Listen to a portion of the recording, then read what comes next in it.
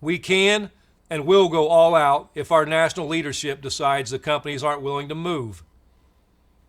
Right now, we think we can get there. Stellantis and GM in particular are going to need some serious pushing.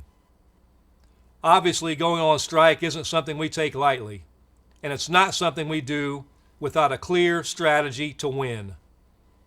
So let's talk about our strategy at the Big Three and what's happening in negotiations. As you know, we gave our members' demands to the company 2 months ago. They wasted over a month failing to respond. And there has been some movement. In particularly, this last week, we've made some real progress at Ford. We're not there yet, but I want you to see the direction that Ford is going and what we think that means for our contract fight. So at Ford, the Rawsonville Components and Sterling Axle employees will now be on the same wage scale as assembly workers. We have eliminated that entire wage tier. We've also officially reinstated the cost of living allowance that was suspended in 2009. UAW family, that's important because many people said this couldn't be done, and we just did it. We've also won, for the first time in our history, the right to strike over plant closures during the life of our agreement. I don't have to tell you that this is an important victory in our fight to save our jobs, keep families together, and keep our communities from being gutted. Also at Ford, we've won additional job security for our members in the event of layoff. If that happens, our members, including temporary workers, will now receive income security for up to 2 years with health care.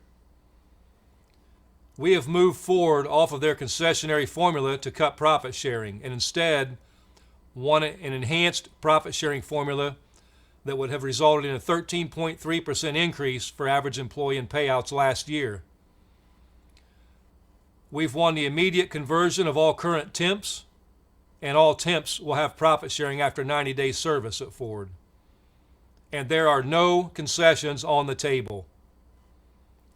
All that represents serious movement on tiers, on cost of living, on pay, and on job security. But to be clear, we're not done at Ford. We still have serious issues to work through, but we do want to recognize that Ford is showing that they're serious about reaching a deal. At GM and Stellantis, it's a different story. We have won a serious victory at CCA and GMCH, and we have killed those wage tiers. Those workers will now be on the same wage scale as assembly workers. Their first offer was a 0% raise for those workers. But without cost of living allowance, without strong job security, those gains aren't protected. Both companies are still offering a deficient cost of living allowance that is projected to provide 0 increases over the next 4 years. Both of those companies have rejected all of our job security proposals. Both GM and Stellantis have rejected our profit sharing proposals. And both companies have rejected our proposals to convert temps.